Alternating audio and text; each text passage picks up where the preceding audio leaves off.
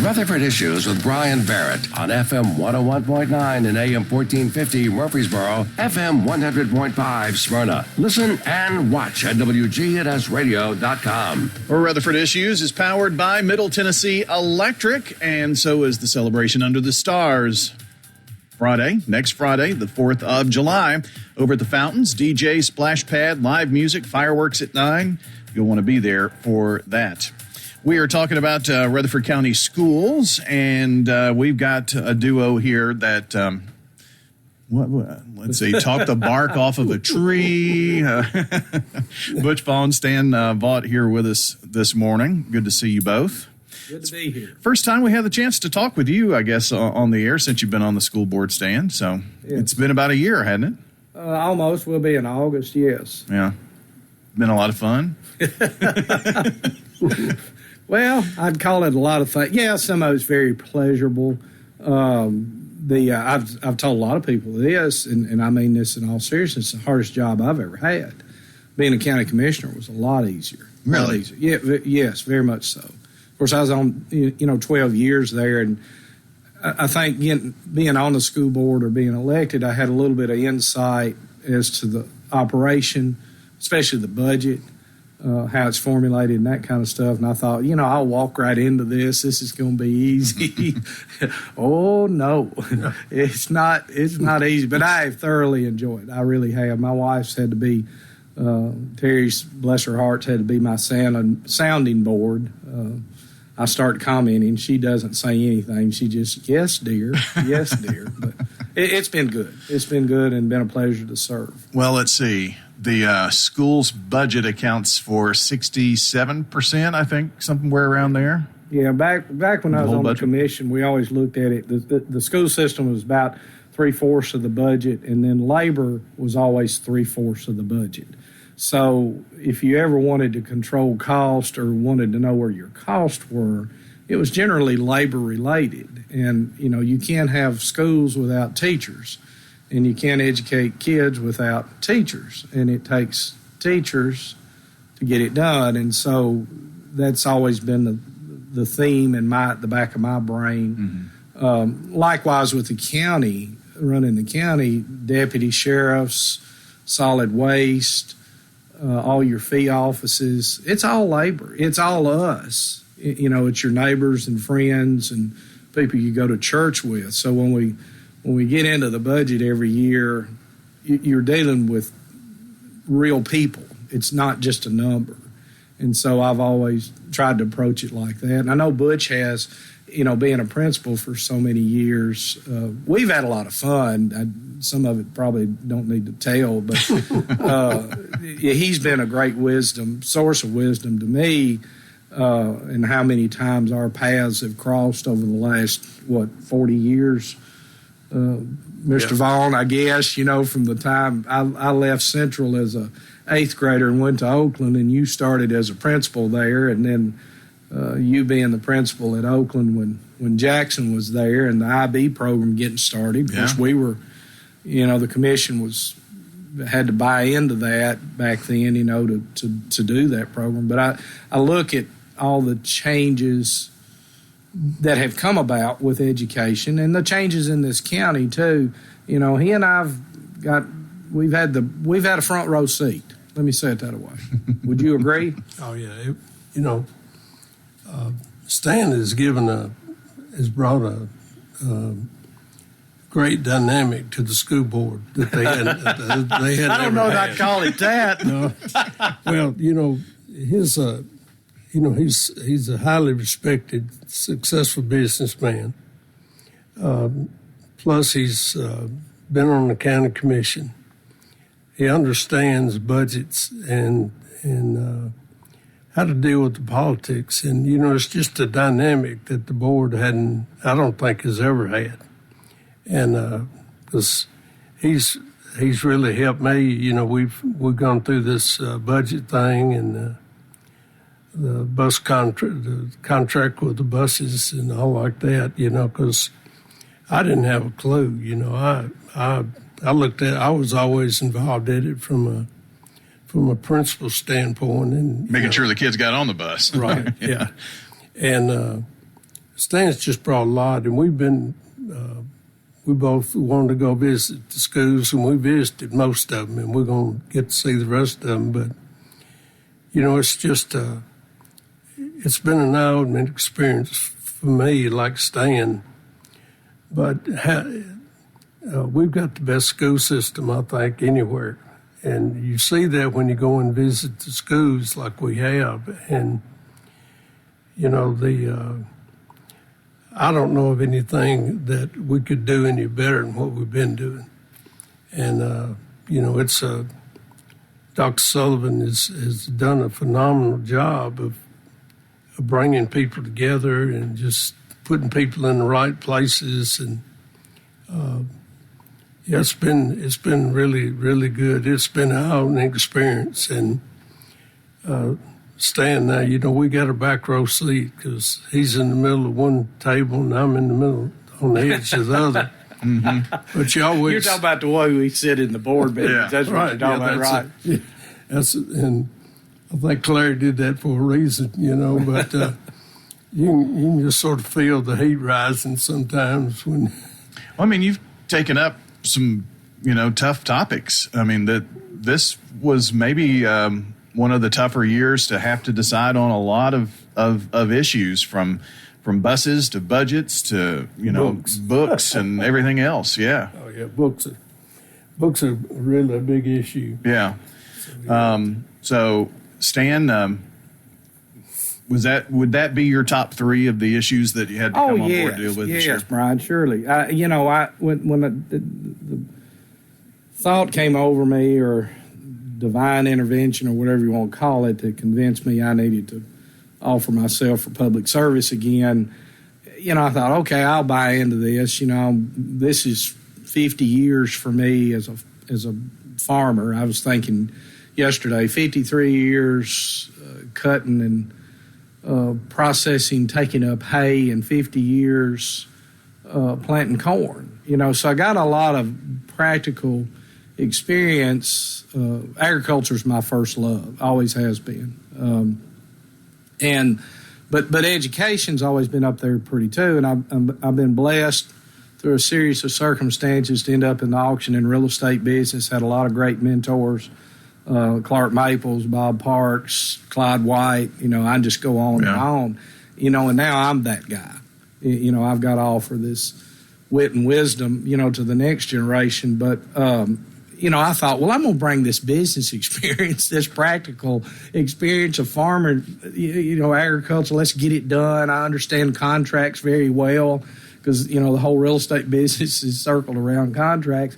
And the devil, the first meeting I'm in, we're voting on books, and it's just, it's mind blowing to me. And I thought and prayed on it an awful lot. How can I be the peacemaker in the situation? Because I've got friends on this side of the issue. I got friends on this side. And I'm like Richard Reeves said one time, I'm for my friends. I'm for everybody. Let's get something out of it.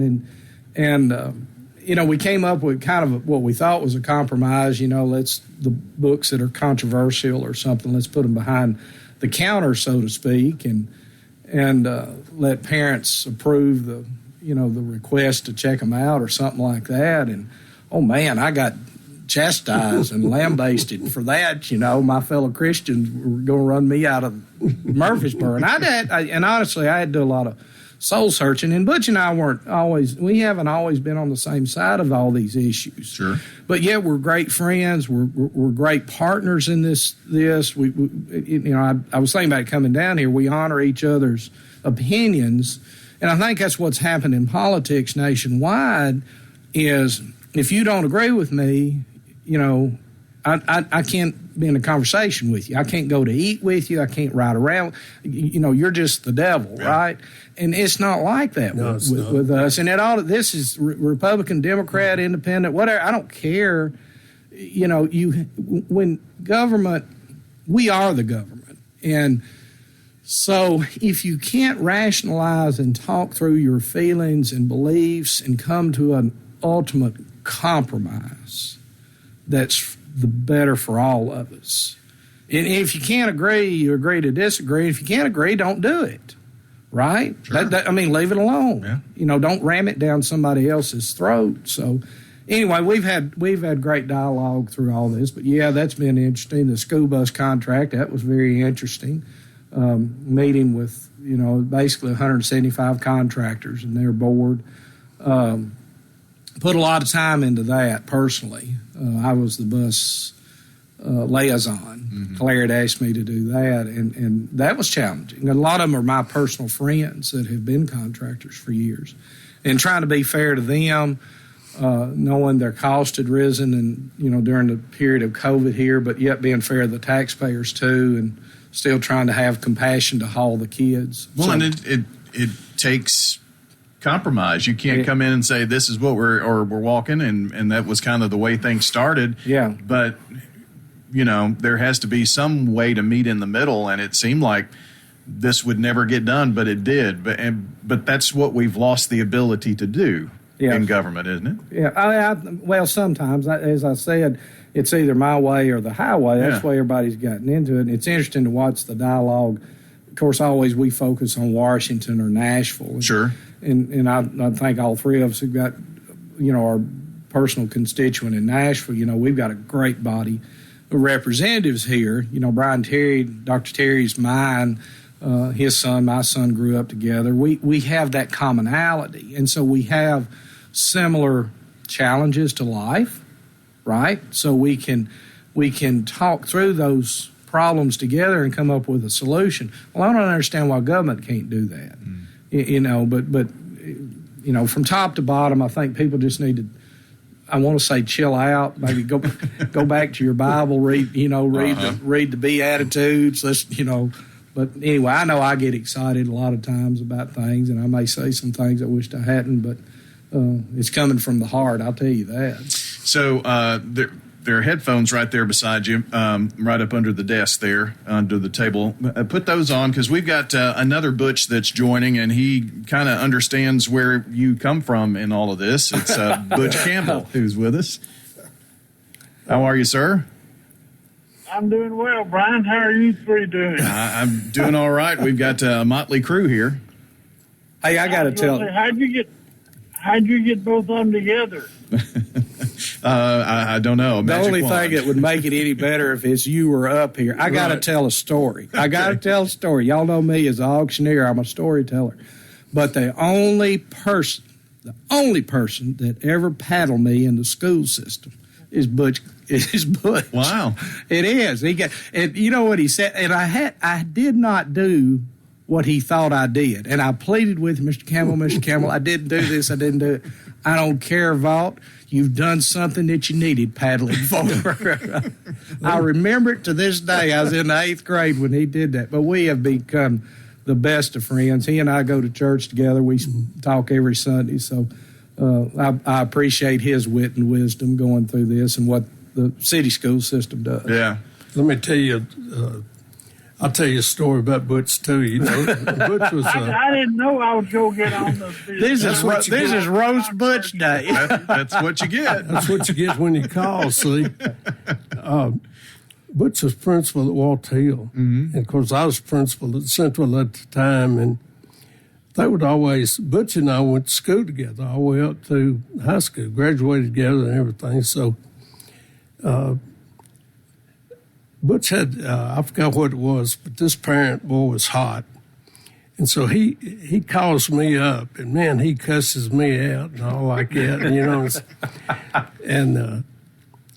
he's gonna come whip my rear end. That's not the words he said, but I said, well, I'll tell you what I'll do. I said, I'll meet you at the front door of the school in the morning at 7:00. And I said, we'll just find out whether you can whip my butt or not. Well, I called Butch and told him, I said, Butch, just give you a heads up. There's going to be a guy meet you at the front door of Walk to school in the morning. But yeah, now, wait a minute. I don't think that story is told exactly correct. I think it's the other way around. It sounded like a setup to me. The mother called me, and I called you, Vaughn, and said, she's just irate parents coming to see you in the morning. Just be ready. I didn't have to call him and tell him, but I did. Gave him a heads They got the wrong Butch, I guess. Yeah, it was funny. They would always get us confused, but it was always interesting. And they still do. They still do. Yeah. Well, I appreciate what both of you are doing. You're good representatives for the community, and you've been there and done that, so to speak. Both of you have. So well, thank you very much for your service. Well, you're doing a Thank good you, job. too. We're doing a good job with the city. You know, being the chairman of the school board. You know, we tried to get off the front page of the paper. We wish y'all do something and get you on the front page. You know, but y'all are doing a good job. We don't like that front page, do you?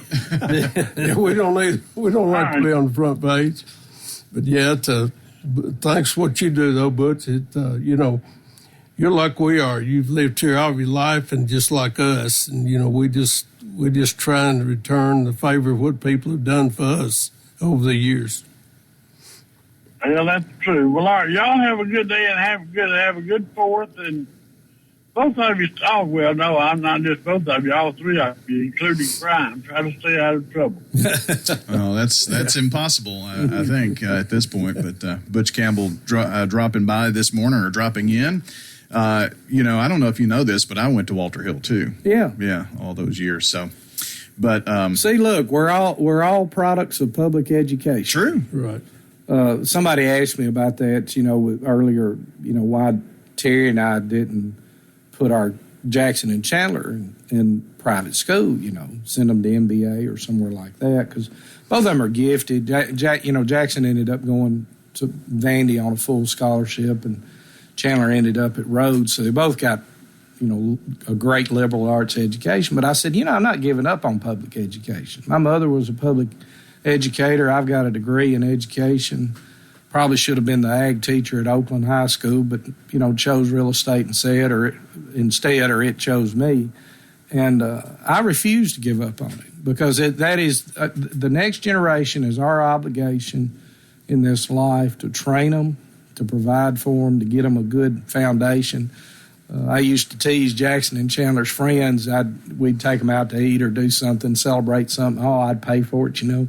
Oh, Mr. Vaught, you don't need to do that. Oh, no, it's my pleasure. I want to make sure y'all get a good job, because I'm going to be drawing Social Security one of these days. I want to make sure y'all are paying into it. So save your money up, right? Yeah. So that's that wit and wisdom I've come up with over the years. Butch, what, you know, the new school year starts August. What are some of the challenges? I know we kind of turned the page. What do you see as the top 1, 2, 3 issues that we're going to have to deal with this upcoming year? Well, you know, we're lucky. You know, we've got a great school system, like I said.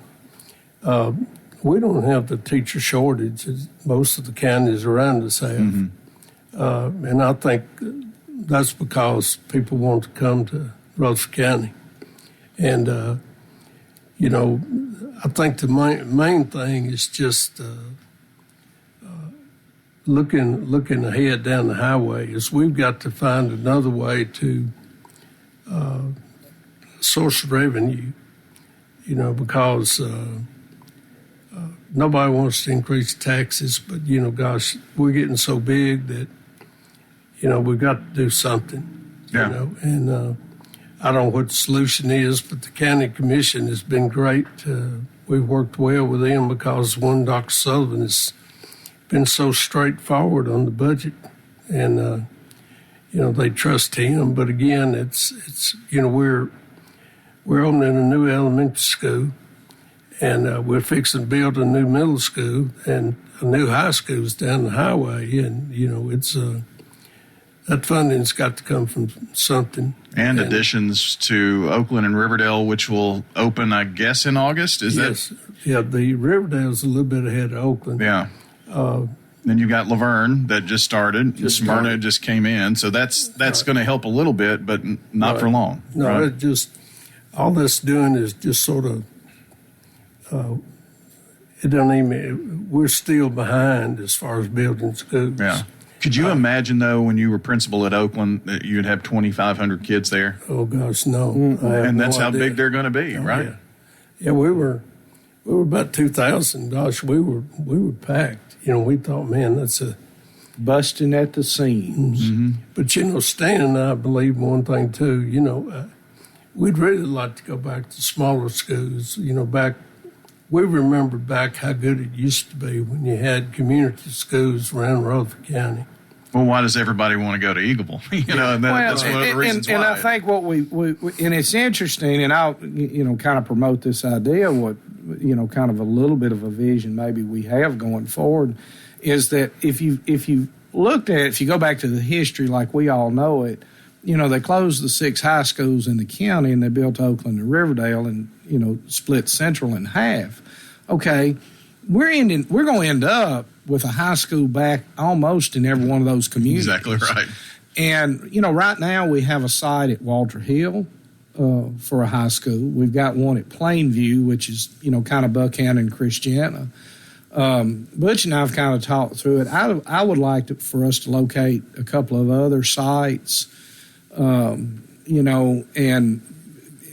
I don't know where they are, but at this point, they probably need to be on the western side of the county a little bit, maybe toward Laverne. But come back and build 4 1,200, 1,250 student high schools. That's ideal. They'll end up being 1,500, but there'll be, a different class sports-wise. Maybe they would be more community-based. Nothing against Oakland Riverdale. I don't mean it that way, but you asked the top 2 or 3 things. When I got on, I thought, okay, we're dealing with financing, we're dealing with budgetary items, we're dealing with that. Books and safety. Those are the first 2 things that slapped me in the face, right? And then we have this shooting, in Antioch, right. And it put all of us on edge, and I was very appreciative. Superintendent jumped on that pretty quick. We bought some equipment. County Commission funded it. Basically metal detectors, to go in all the schools. Will they do it? I don't know, but they've got to be a deterrent. Society's so much different. When I was at Oakland in the late 70s, I used to go to school with my shotgun and my rifle in the back window, and then we had theft, and Mr. Swalford said, boys, y'all don't need to bring your guns to school. Can you imagine that now? So society has progressed. It's so much bigger. There's 80,000 kids or 80,000 people in the county when I was in high school, and I think there's Joe Carr told me the other day we're approaching 380,000. Mm-hmm. So the 3 of us sitting here, very unique. We've seen 300,000 people be born into this county. Huge population growth. And I tell people this, the school system runs amazingly well, with the challenges that it has, and also in spite of the school board someday. Well, just look at our size and look at communities of our size and the school systems that are there. I think that's, if you compare apples to apples, you can really see we've got something pretty special here. Well, you got to understand we're the 4th largest school system in the state. Mm-hmm. We're the 80th largest in the nation. That's wild, yeah. Now that's crazy when you start thinking about that. When you compare us to Chicago or Miami or New York or something like that. So I hope the taxpayers, I hope the citizens realize how special it is here, what we do have here, how hard our superintendent and the central office staff work to maintain that. All the principals, all the school teachers. If you're a first-year teacher in our county, I humbly, from the bottom of my heart, thank you for entering education. Don't give up on us. We're there to advocate for your position. And the students, the students' number one priority is 52,000 of them. 52 schools. Butch was talking about, we visited most of them, hadn't made it to all of them, but it's every one is unique.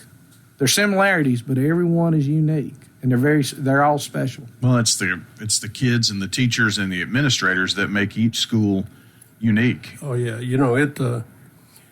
one thing I think that we've seen is Dr. Southern has done a great job of putting people in the right positions, administrators, because, every school you go into, like Stan said, they're different. but they've taken on the personality of the principal, and they've all really been successful. And Dr. Sullivan, a lot of it has to do with Kay Martin is the sort of assistant superintendent. Number one. Yeah. She's a Rutherford County girl. Oh, yeah. And Kelly Chastain is, those two, I'm Super. telling you, that you can't find any better people than they are. They're good people, but boy, they know education, and they got their heart in it, and it's not they all work together, which is teamwork, and anything is good. But talking about the size of schools, one bad thing about big schools is that I'd like to see the day where every kid in the school is involved in something, because I think in this day and time that kids need something to do to keep them, from being attracted to other things. And other than their phone, right? Right. Yeah, boy. Which brings up. That's going to be the next. Yeah, well, the law changed July 1, and we have to adopt a new policy, and I'm sure there's some people going to be upset with how they did. But again, I'm going to look at the three of us. We made it through school without a cell phone. Right. It was interesting when the computer system went down. I probably shouldn't talk about that a whole lot, but the computers were down, the cell phones were down, everything was down. And it was interesting to me, there was less discipline problems and more interaction with the teachers and the students in those week to 10 days there. Right. And it made me realize, because teachers spend so much of their time answering an email by a parent. You take a high school teacher that's got, 4 classes, Butch, 5 classes, 30 kids, 25 kids each. When they got 125, if each parent emails them just once a week, we all have our inboxes stopped up right now. And, I remember Mom and Daddy, if there was an issue at school with me, it was a note. It was a handwritten note. And the teacher gave it back to me and I took it home, or you ran into them at the grocery store, and it was a different time. And technology is a great thing, but it has to be metered. Maybe would be the word I'd use right here. Well, in this new law, is it a state or federal? State. State. Okay, and that's going to regulate phones in the classrooms? Yes. They're really banning cell phones and the use during the classroom time. Yeah. And again, they can basically have them to use other times, but I just love to. I wish we could shut down. Well, I think it's up to us. Each school district has the ability. It has to be at least this. It has to be at least this, and we can carry it just a little bit further, and that would be and it'll be up for discussion. How we approach it, but social media has caused so many problems, and it's because it's one of the major causes of the problems we're having in schools among the kids. Well, depression and suicide, you don't want to talk about things like that, but the mental health issue, again, that's something that I never dreamed about, but there is a huge need for mental health treatment within our society, and again, parents kind of look to the school system, kind of look to government to do it. Mine and Mike's therapy was Melvin would make us go haul hay or fence or something like that. We would get that out of our system, whatever it was. And I look back on that. Yeah, it was hard work growing up on the farm, but the other side of it, there was some solitude there. There was some camaraderie there between he and I and Daddy, and so we worked through whatever was going on. A lot of people know this. My mother died when I was 11. And, that was tough. Sure. Absolutely. Kids, I don't know, social media thing, kids cannot pay attention to their phone and the teacher at the same time. And cell phone driving, right? Yeah. It just, I wish we could shut down the ability to even be able to get cell service in schools myself, because I just don't think they're necessary. But again, we'll have to address something.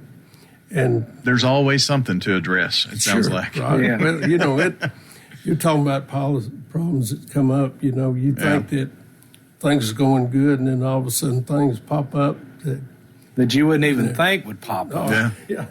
Right. But Stan's done. He's brought so much to the board. I just can't tell you how much he's brought to it. One of the first board members we had, I walk in, and my wife, I didn't realize she was even listening to the board meetings, but she come in and she said, I just want to tell you were an ass today. And she said, you need to be more like Stan. Said, I don't know Stan, if that's right. and said, Stan is, I really love Stan. And, She needs to talk. Joan needs to talk to Terry a little bit more, Butch. She might not say that. But you're kind to say that, and she is too. But I'll tell you, what has Terry said about Stan? So, well, I tell you, it's really been good. It's been enjoyable to me. I think one thing that we've done as a board, and I may be just dreaming, but it seemed like the board has more or less come together. And like Sam said, we've learned to respect each other's differences. We may not agree with it, but, Stan and I have been involved in it, dealing with people over the years, and we've learned that, hey, if you don't agree, that's okay. We don't hold any grudges, but unfortunately, not everybody's that way. But it seems like the board is more come together a little bit. Learn to respect. We'll be fine. We'll be fine. There's an election next year, and a couple of three of them are up for election and re-election. Not sure who's running, who's going to run, whatever. Notice we got a new hat in the ring for the mayor's race next year, and so politics in the county is always changing and evolving. And I congratulate anybody that wants to offer themselves for public service. It's tough. I mean, obviously we're not getting rich doing this. But we're not supposed to. We're supposed to serve one another. That's what it says in the Bible. Help each other out, and love your neighbor as you would yourself. And so we try to do that. I think one of the most overwhelming things to me is, as I say, I get in solitude, get in the hayfield or something at home, and I get to thinking about, 52,000 kids, roughly 6,500, 8,500 employees involved directly in the school system. But you carry it a step further, if those kids have two parents, which most of them do, they've had two parents, may not right now, but that's another 100,000 people. Public education in this county affects well over half the population directly, and the rest of us indirectly. Sure. And so that's the reason it's a big deal, and that's the reason I say it's the toughest job I've ever had. I told one of our county commissioners the other day, I said, there really ought to be 21 people on the school board and about 7 of us running the county. I think it'd probably work out a little bit better. Of course, they may not ever get a school built. I don't know. But, you would have some, 11 people. It would take 11 people to create consensus. They're great to work with. There's different philosophies there. We noticed that in the bus driver's contract. Some of them wanted this, some of them wanted that. And I appreciate their input, Again, the size of schools. We're getting a lot of advice on the size of schools. We got a couple of commissioners that think we need to build 4,000 student schools because it's, there's an economy of scale there. Sure, right? You can save a little money. But this is the next generation. We're not building automobiles. We're not Nissan. We can do some production line education, but man, when it comes right down to it, it's your fellow man you're trying to take care of and instruct and all that. And so I think the more one-on-one, the more secure we can have things, more personable we can have education, the better off we are. Well, that's going to wrap us up here today. Appreciate you both coming in. And that's Stan Vaught, Butch Vaughn joining here today. Another fellow educator just walked in the door. Sure did. One of the great ones, too. All right, we're out of here. Appreciate you both. And we'll be back with more on Rutherford Issues a bit later on.